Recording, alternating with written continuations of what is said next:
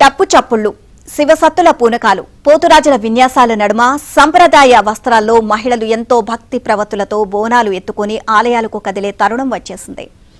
తెలంగాణ సంస్కృతి సంప్రదాయ వైభవాన్ని ప్రతిబింబించే బోనాల ఉత్సవాలు ఇవాళ్టి నుంచి ప్రారంభం కానున్నాయి. ఈ పండుగ సందర్భంగా జంట నగరాలకు చెందిన భక్తులకు ముఖ్యమంత్రి రేవంత్ రెడ్డి శుభాకాంక్షలు తెలియజేశారు. హైదరాబాద్ ప్రజల జీవన విధానం, సామాజిక ఐక్యతకు ప్రతీకగా నిలిచే ఈ బోనాల పండుగ కేవలం ఒక ఉత్సవం మాత్రమే కాదని, ఈ ప్రాంత ప్రజల ఆధ్యాత్మిక సాంస్కృతిక మహోత్సవం అని సీఎం అభివర్ణించారు.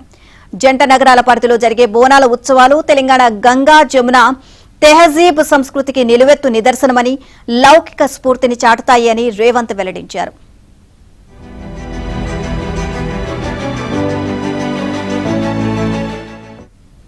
బోనాల ఉత్సవాలను దేవాదాయ శాఖ ఆధ్వర్యంలో హైదరాబాద్, రంగారెడ్డి, మేడ్చల్, మల్కాజిగిరి జిల్లాలోని గ్రేటర్ హైదరాబాద్ పరిధిలో ఉన్న సుమారు 3,000కు పైగా దేవాలయాల్లో అట్టహాసంగా నిర్వహించేందుకు రాష్ట్ర ప్రభుత్వం అన్ని ఏర్పాట్లు పూర్తి చేసిందని సీఎం రేవంత్ రెడ్డి తెలియజేశారు.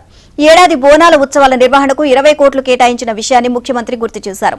హైదరాబాద్ వేదికగా జరుగుతున్న bricks trade union forum summit 2026 కార్యక్రమం సందర్భంగా నిన్న రాత్రి కేంద్ర కార్మిక, ఉపాధి మంత్రిత్వ శాఖ ఫలక్నామా ప్యాలెస్ లో అధికారిక విందును ఏర్పాటు చేసింది.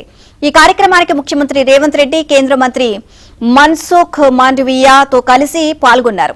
ఈ సందర్భంగా దక్షిణాఫ్రికా, Indonesia, China, Russia, Iran, Ethiopia, UAE, Brazil దేశాల మంత్రులను సీఎం రేవంత్ మర్యాదపూర్వకంగా కలిశారు.